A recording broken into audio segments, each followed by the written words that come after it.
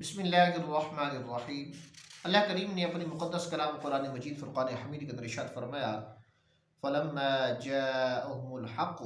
مِنْ عِنْدِنَا قَالُوا إِنَّ هَذَا لَسِحْرٌ مُبِينٌ۔ ترجمہ: تو جب ان کے پاس ہماری طرف سے حق آیا تو کہنے لگے بے شک یہ کھلا جادو ہے۔ یہ خطاب اللہ تعالیٰ نے حضرت موسیٰ علیہ السلام کے ذریعے یہ خطاب فرمایا اللہ تعالیٰ نے فرعون اور اس کی قوم کے ساتھ۔ جب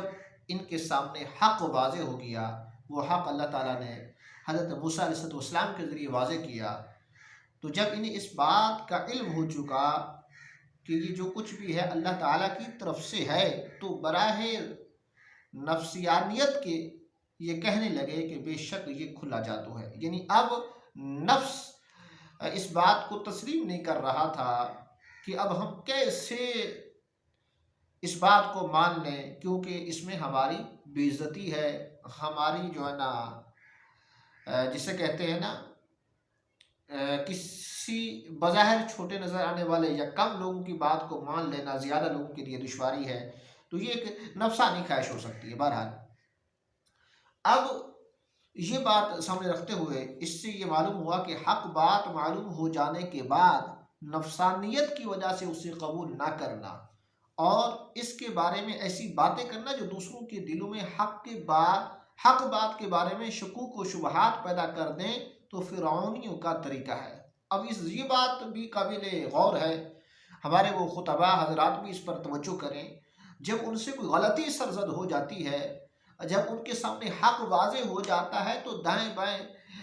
سے جو ہے نا وہ روایات تلاش کر کے اپنی حقانیت کو ثابت کرنے کی کوشش کرتے ہیں۔ انہیں بھی اس بات کا خاص خیال رکھنا چاہیے، اور ہماری وہ عوام اہل سنت وہ ہماری عوام جو جہاں جس موقع پر بھی ہیں، اگر آپ کے سامنے حق واضح ہو چکا ہے،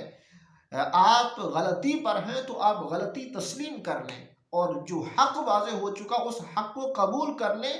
یہ اصل اسلام ہے، یہ اصل مسلمانیت ہے۔ اور اگر آپ کے سامنے حق واضح ہو چکا ہے، اب اس حق کو قبول نہیں کرتے، تو یہاں مفتی صاحب نے اس آیت کے نتیجے میں یہ بات واضح کر دی ہے کہ یہ طریقہ فرعونیت کا ہے کہ جب حق واضح ہو چکا اسے قبول کیوں نہیں کر رہے۔ اس لیے میں یہاں پر مفتی حنیف قریشی صاحب کو بھی یہ پیغام دوں گا، برائے کرم اگر آپ کے سامنے بھی اس موقع پر حق واضح ہو چکا ہے، تو اب حق واضح ہونے کے بعد اسے قبول کر لینا ہی بہترین سے بہترین طریقہ ہے، اور یہی مسلمانیت ہے، یہی ایمان ہے، یہی ہمارے ایمان کا تقاضا بھی ہے۔ اور جیسے آپ نے اپنے بیان کے اندر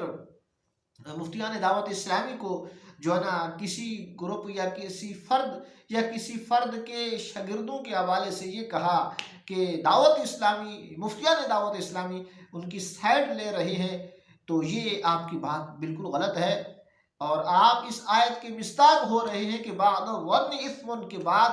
گمان جو ہے نا گناہ ہوتے ہیں۔ خدا را آپ کو بھی مرنا ہے، آپ نے بھی اللہ کو جان دینی ہے کہ عوام اہل سنت کو کسی غلط راستے پر مت لگائیے۔ دیکھیں، کوئی بھی عاشق رسول، کوئی بھی مسلمان ایمان رکھنے والا میرے آقا کریم علیہ السلام کی ازواج، آپ کی آل،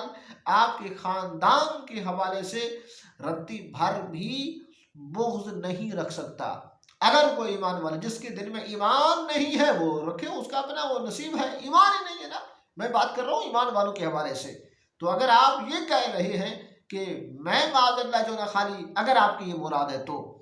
کہ میں ہی جو ہے نا اہل بیت طہار کی جو ہے نا محبت دل میں رکھتا ہوں، اس کے علاوہ کوئی نہیں رکھتا، یہ آپ کی خام خیالی ہے اور یہ آپ کا غلط گمان ہے، اس سے آپ کو باز آنا پڑے گا۔ ہاں، اگر آپ کے مقاصد کچھ اور ہیں تو بھی، اگر وہ مقاصد غلط ہیں تو اس سے بھی آپ کو باز آنا چاہیے، ورنہ تو ہے ہی آخر میں۔ اگر آج